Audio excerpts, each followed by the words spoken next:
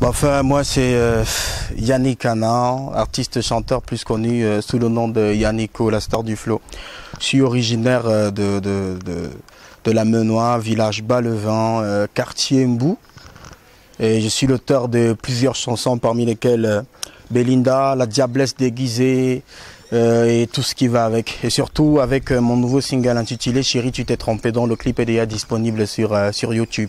Bah, au début déjà, c'était pas facile. Je vais dire que c'était pas facile. En ceci que je m'embrouillais un peu trop dans la conception des textes. Vous voyez, un peu pour écrire un texte, c'était pas facile en fait. C'était pas facile. Et aussi, bon, lorsque j'ai commencé à évoluer un tout petit peu, il y a le père qui s'y opposait amèrement parce qu'il voulait pas entendre parler de ça, parce qu'il savait que bah, si à jamais je m'abandonne de manière très acharnée à la musique, je pourrais laisser l'école, je pourrais abandonner, je pourrais laisser l'école où ça devait beaucoup impacter le plan scolaire. Bon, je pense que finalement, bah, je l'ai convaincu, même si jusqu'aujourd'hui, il n'est pas d'accord, mais je pense que ça quand même, bon, il a modéré sa manière de s'intéresser ou de s'opposer à la musique que je faisais. Et aussi, je me suis heurté à beaucoup d'obstacles, parmi lesquels déjà aller dans comment occuper une scène, comment et tout ce qui va avec. Déjà arrivé au studio, lorsque je suis au studio pour la première fois, à Yaoundé chez Kenzie, mon grand arrangeur que je salue en passant. Quand j'y arrive, je suis en train de faire une chanson en fait. Je faisais une chanson sous forme de rap en fait. Lui m'a dit, mon petit, toi tu as une très belle voix. Ta voix que tu as ne correspond pas avec ce que tu veux faire. Donc si tu pouvais faire comme ça, ouais, si tu peux faire plutôt un zouk ou un truc doux, je pense que ça serait un peu plus, ça serait mieux en fait. Bah à partir de ce moment, c'est vrai, ça n'a pas été facile. Il y a un texte que j'avais déjà fait sous forme de rap complètement en fait. J'avais déjà composé un texte, j'avais déjà tout chanté sous forme de rap et tout ça. C'est vrai que jusque là, je savais pas encore la différence entre le refrain, les couplets et tout ce qui va avec. C'est venu avec le temps, Et quand j'ai transformé la chanson Belinda, parce qu'au départ Belinda c'était un truc rap en fait. C'était un truc rap. Et grâce à mon arrangeur Kenzie, il a fait un beat zouk et il a fait naître en moi un truc que je savais pas. Il a réveillé un truc qui était en moi et bah je savais pas que je pouvais chanter aussi bien si c'était doux.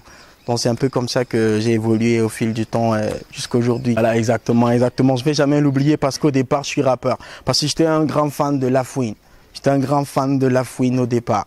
Mais lorsque mon arrangeur m'a dit, mon petit, ben, la voix avec laquelle tu chantes peut te permettre de faire plus que ce que tu entends faire avec du rap.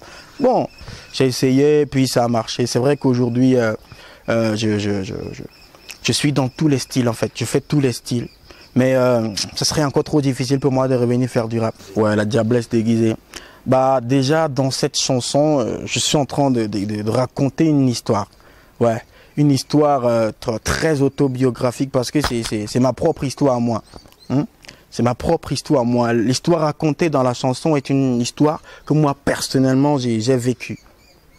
L'histoire que ça m'a tellement fait mal et puis j'ai exprimé ça à travers. J'ai exprimé ce que j'ai ressenti dans la relation, dans cette chanson. Voyez un peu. Parce que très souvent, le message qui est dans la chanson, c'est quoi? Très souvent, les mamans demandent aux filles de faire attention aux petits garçons qui sont dehors et tout ça. Et oublient de dire aussi aux petits garçons de faire attention aux filles qui sont dehors parce qu'elles aussi, elles sont dangereuses. Parce que figurez-vous, j'étais tellement amoureux, tellement amoureux de la fille. Je sais pas comment ça s'est passé. Elle a quand même réussi à m'emballer. Même si aujourd'hui, ça me fait plutôt plaisir. Je suis plutôt très fier de savoir que j'ai vécu une histoire comme celle-là. Parce qu'à partir de cette histoire, n'est-ce pas?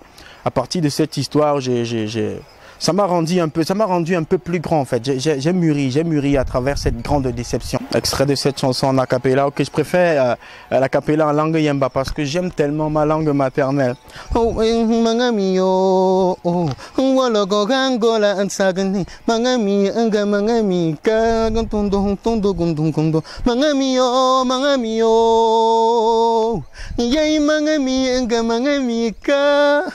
Ouais, merci, c'est tout. Je dois avoir 9 chansons, ouais. Je dois avoir 9 chansons. Idole. Bah, j'ai souvent... idole proprement dit, bah, je peux pas dire avec exactitude parce que j'ai été influencé par beaucoup d'artistes. Ouais, déjà lorsque j'étais plus petit que ça, j'étais influencé par Arafat DJ qui faisait le coupé décalé. Après, j'ai été fan de La Fouine. Et après, VG Dream.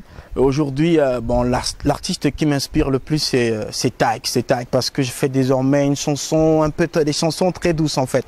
Et quand je reviens dans l'afrobeat, ouais, je pense que la personne qui m'influence, c'est Mix Premier. Succès. Non, je peux pas encore dire que j'ai connu un succès parce que ce que j'ai fait est resté un peu trop départemental. Vous voyez un peu, c'est resté un peu trop départemental. C'est vrai qu'on m'a invité, déjà on m'a déjà invité à Yaoundé, on m'a déjà invité à Douala dans les événements. Mais c'était que les ressortissants de la Menois qui m'invitaient là-bas. Alors que j'aurais souhaité que la musique que je fais, n'est-ce pas, soit dansée un peu de partout, en France, en Europe, en Amérique, pourquoi pas, un peu de partout, Donc jusqu'ici, je peux pas dire que j'ai connu un grand succès. Je peux juste te dire que je suis sur une bonne voie. Ouais, disons comme ça, je suis sur une bonne voie. Bah, les obstacles, ça ne manque jamais. Les obstacles, ça ne manque jamais. Le premier obstacle dans la Menois, c'est d'ailleurs premièrement cette mentalité. Cette mentalité qui existe en eux depuis, en nous je vais dire. Cette mentalité qui existe en nous depuis plusieurs années déjà. L'obstacle c'est quoi? Vous savez, généralement lorsqu'il y a les événements dans la Menois, rares sont ceux qui sortent de l'argent pour payer le déplacement au moins. Je dis, nous sommes encore sur le déplacement, on ne parle pas du cachet. Déplacement, moi je vois ça dans le sens où on te paye peut-être que, bah, ok, tiens, ça c'est pour payer la moto ou le taxi, un truc comme ça avant d'arriver. Rares sont ceux qui le font. Eux, ils comptent sur quoi pour payer les artistes qu'ils invitent?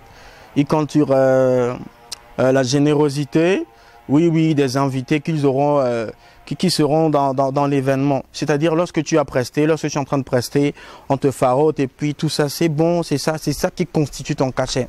Alors qu'à la base, on devrait penser à payer le cachet de l'artiste. Même si c'est rien. Généralement, quelqu'un comme moi, bah, tu me connais déjà assez. Moi, je suis ni trop indulgent, ni trop exigeant.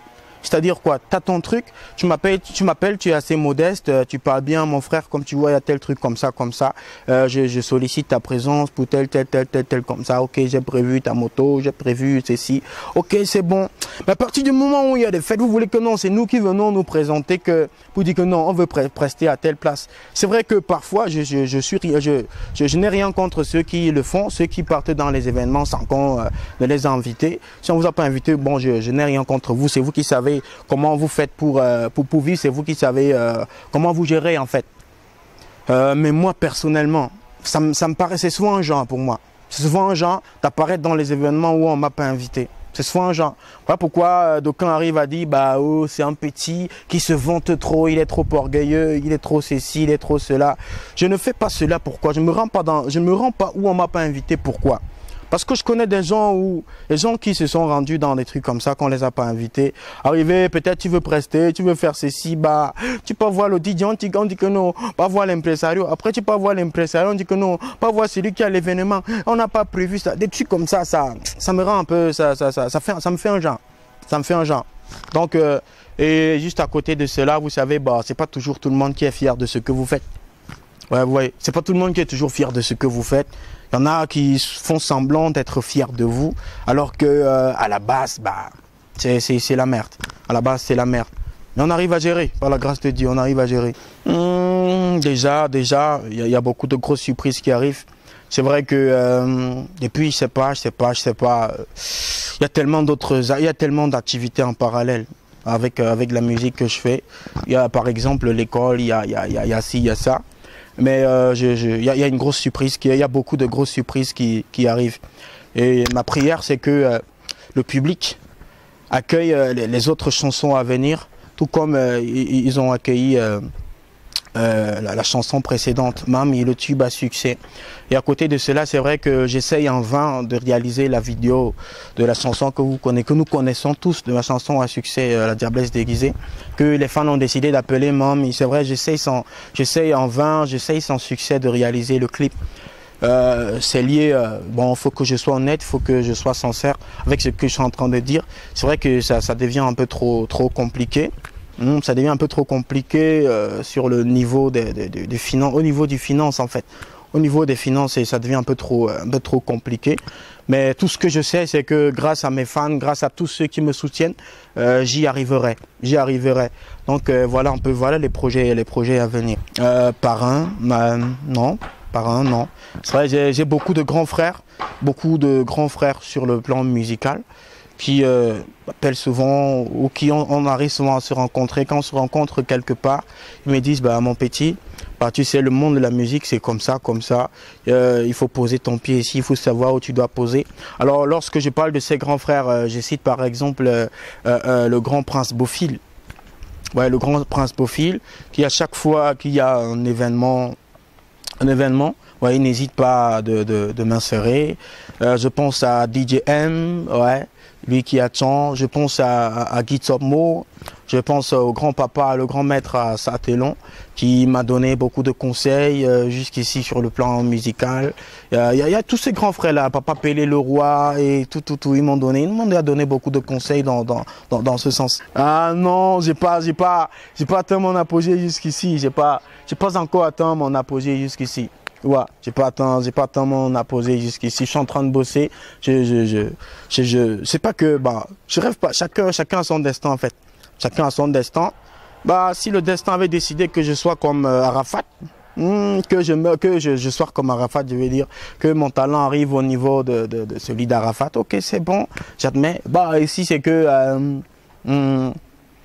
ouais, ma destinée était que je satisfasse seulement les populations de la Menoix. Ok, c'est bon, ça y est, j'aurais pas le choix. Et jusqu'ici déjà, je dois rappeler que c'est un grand succès jusqu'ici. C'est un grand succès jusqu'ici. Donc, si j'arrête la musique aujourd'hui, je pourrais pas dire que j'ai rien fait. Parce que jusqu'ici, je dois rappeler que au départ, premièrement, à la base, moi, je chante passionnément. Je chante juste avec passion. Bah, c'est vrai que depuis un certain temps, ça se confond. Je confonds passion et profession. Mais bon, on arrive à gérer. Bah, moi, je suis de ceux-là qui pensent que chaque chose a son temps. Chaque chose a son temps. Vous m'invitez partout, ouais, j'y vais. Même si je compose le lendemain à 7 h, j'y vais. J'y vais. Parce que je vais revenir sur un petit détail.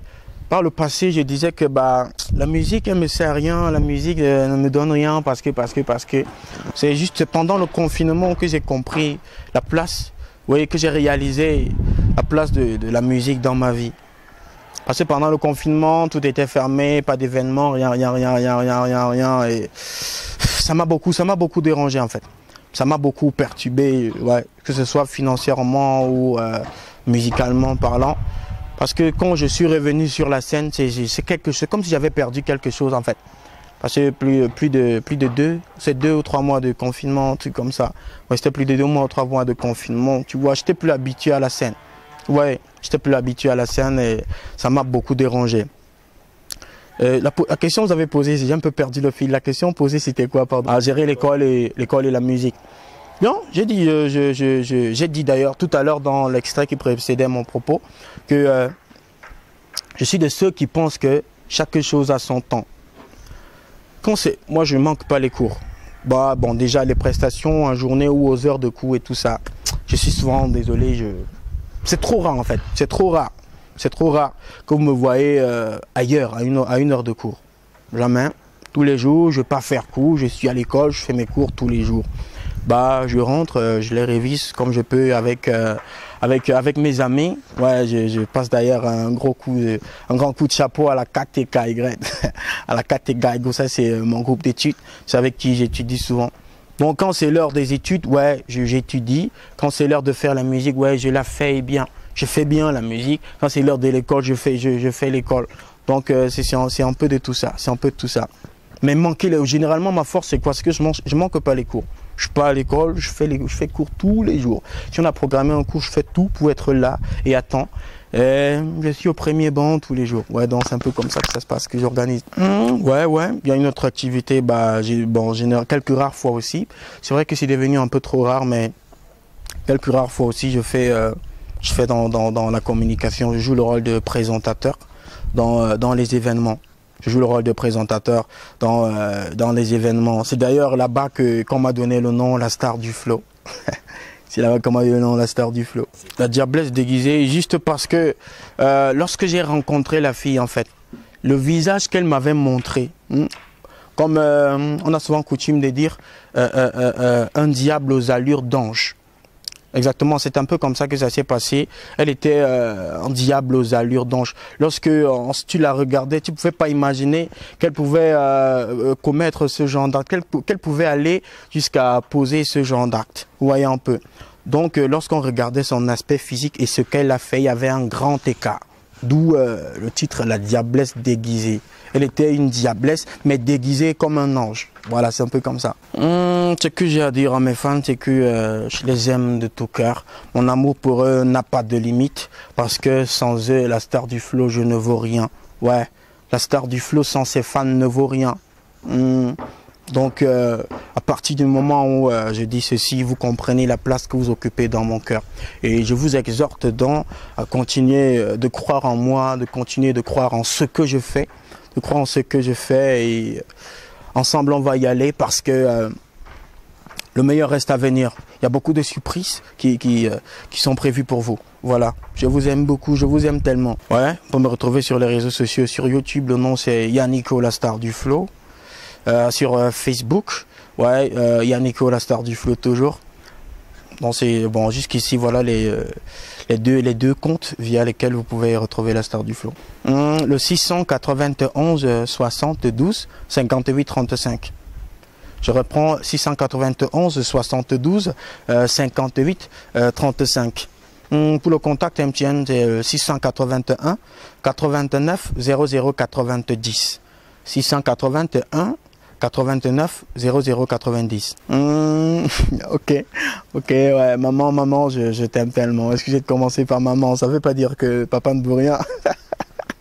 Ok, je salue par la même occasion toute la grande famille Canaan, toute la grande famille, la famille Tejokem, la grande famille, toute la grande famille Balevin, toute la grande famille de l'Ouest, toute la grande famille de la Menois et tous ceux qui connaissent la star du flow et travaillent nuit et jour pour que la star du flow aille de l'avant. Exactement, merci, c'est moi qui dois vous remercier pour tout ce que vous avez fait pour moi parce que je peux pas citer, je peux pas citer tout ce que Michel Jota a fait pour moi. Donc il me revient, c'est à moi qu'il revient de vous remercier.